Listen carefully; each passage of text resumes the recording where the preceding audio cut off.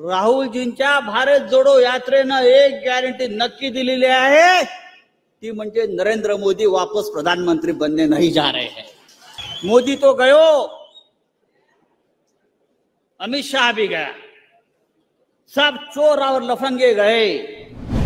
संपूर्ण देशामध्ये भारत जोडो न्याय यात्रा घेऊन ते महाराष्ट्रामध्ये पोहोचलेले आहेत। मी स्वतः त्यांच्याबरोबर काश्मीरमध्ये चाललो भारत जोडो यात्रेत, आणि खरंच मला असं वाटलं की हा नेता देश जोडण्यासाठी, माणसांची मन जोडण्यासाठी या देशामध्ये चालतो आहे। मला आठवत आहे, इंदिरा गांधी होत्या आपल्या, आणि इंदिरा गांधी जेव्हा देशामध्ये राजकारण करत होत्या तेव्हा एक घोषणा आम्ही सगळेच देत होतो, इंदिरा गांधी आई है नई रोशनी लाई है। आज तीच नवी रोशनी घेऊन, नवा प्रकाश घेऊन या देशात आणि महाराष्ट्रामध्ये राहुल गांधी आलेले आहेत। आपण त्यांचं स्वागत केलं पाहिजे।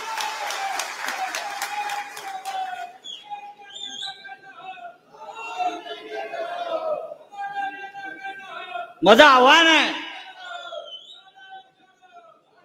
राहुल गांधी हजारो किलोमीटर या देशामध्ये चालतायत, लोकांना भेटतायत, लोकांशी चर्चा करतायत, आणि राहुल गांधी शेतकऱ्यांच्या मन की बात ऐकतायत, स्वतःच्या मन की बात फार कमी बोलतायत। काही लोक फक्त आपल्याच मन की बात सांगतायत, माझंच ऐका, दुसरं कोणाचं ऐकायचं नाही। राहुल गांधींचं मी पाहतोय, ते शेतकऱ्यांच्या, कष्टकऱ्यांच्या मन की बात ऐकतायत आणि त्या संदर्भात आपल्या भूमिका व्यक्त करतायत। राहुलजी महाराष्ट्रात आलेले आहेत। राहुल गांधी आता 2 दिवसात मुंबईला पोहोचतील, महाराष्ट्राच्या राजधानीत पोहोचतील, तिथे त्यांचं भव्य स्वागत केलं जाईल। पण या देशामध्ये मोदींसाठी, अमित शहासाठी ज्या प्रकारे भाड्याने लोक आणावी लागतात, तशी या भारत जोडो यात्रेमध्ये, भारत जोडो न्याय यात्रेमध्ये चालण्यासाठी, सभेसाठी भाड्याने लोक आणलेली नाहीत। लोक स्वतःहून येत आहेत, लोक स्वतःहून चालतायत, लोक स्वतःहून आपले विचार मांडतायत, आणि हीच आपल्या देशामध्ये परिवर्तनाची नांदी आहे। आपण चांदवडला आहोत। चांदवड ही कांदा नगरी आहे, कांदा नगरी, पण या कांद्यानं शेतकऱ्याला आज पूर्ण रडवलेलं आहे। या देशामध्ये, या महाराष्ट्रामध्ये गद्दार आमदार आणि खासदाराला भाव मिळतो 50-50 कोटी रुपये, बरोबर ना? आमदार खासदाराला, गद्दाराला 50-50 कोटी रुपये भाव दिला जातो, पण शेतकऱ्याच्या कांद्याला भाव मिळत नाही, शेतकऱ्याच्या मालाला भाव मिळत नाही। आणि देशाचे पंतप्रधान जे स्वतःला विश्वगुरु समजतात, जगामध्ये मोठ्या मोठ्या गोष्टी करतात, आणि या देशातला शेतकरी मात्र रडतो आहे। ही अत्यंत गंभीर गोष्ट आहे। बेरोजगारीच्या गोष्टी करतात हटवण्याच्या, 2 कोटी लोकांना रोजगार, ही मोदीची गॅरंटी। पण कांदा निर्यात बंदीमुळे कांद्याशी संबंधित 25 लाख लोक या महाराष्ट्रामध्ये बेरोजगार झालेले आहेत। कांदा उद्योगाचं 20,000 कोटी रुपये नुकसान झालंय।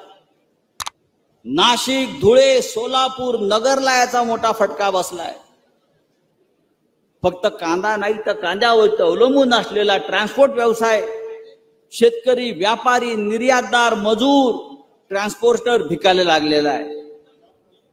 मध्यंतरी देशाचे पंतप्रधान इथे आले नाशिकला आणि त्यांनी कांदा आंदोलकांना अटक करून नजर कैदेत ठेवलं। हे यांचं शेतकऱ्यांच्या विषयीचं धोरण आहे। असे पंतप्रधान या देशामध्ये कधी गाळी जय जवान जय किसान हा नारा आपण घुमवला होता, हा नारा आपण दिला होता।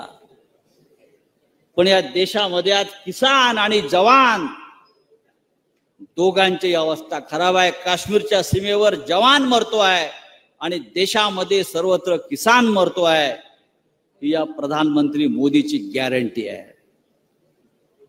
आणि म्हणून आपल्याला सगळ्यांना या देशाला उज्ज्वल भविष्याची गॅरंटी देण्यासाठी राहुल गांधीजीने एक यात्रा काढली। राहुल गांधीजी एक संघर्ष करतायत। त्या संघर्षाच्या यात्रेमध्ये आपण सगळ्यांनी सहभागी व्हायला पाहिजे। महाराष्ट्रामध्ये महाविकास आघाडी ज्या 3 पक्ष सामील आहेत, या 3ही पक्षांनी ठरवलेलं आहे, त्यात वंचित बहुजन आघाडी आंबेडकरांची आहे।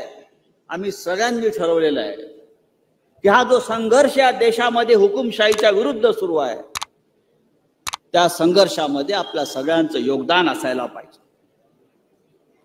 हा आपला कांदा शेतकऱ्याला भाव मिळत नाही, पण काही भारतीय जनता पक्षाच्या नेत्यांनी कंपन्या स्थापन केल्या।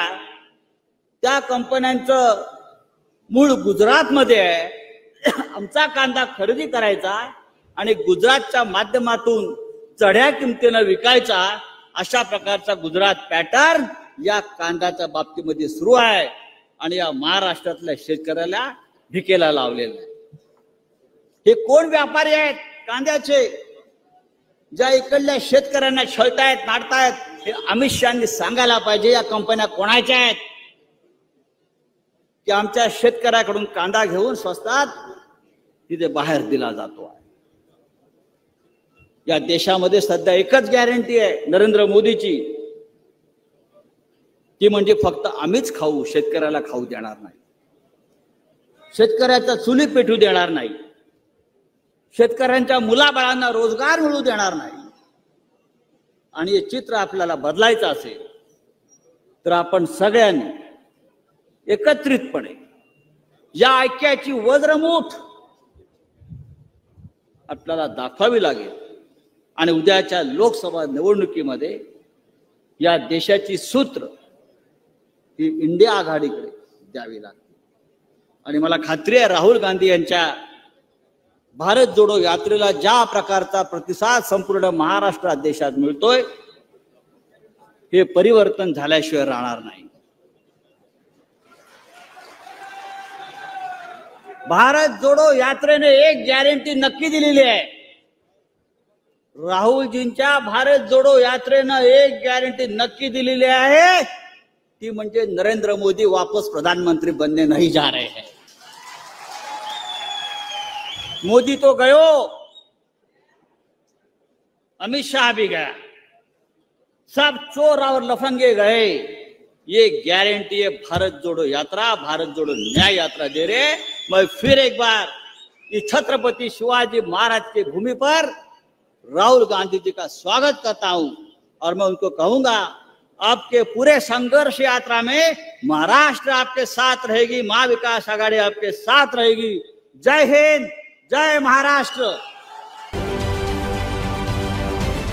राजकारणातील प्रत्येक अचूक बातमीचे सर्वात आधी अपडेट्स मिळवण्यासाठी सरकारनामाच्या सर्व सोशल मीडिया प्लॅटफॉर्मला लाईक, फॉलो आणि सबस्क्राइब करा। तसंच सर्व नोटिफिकेशनसाठी बेल आयकॉन प्रेस करायला विसरू नका।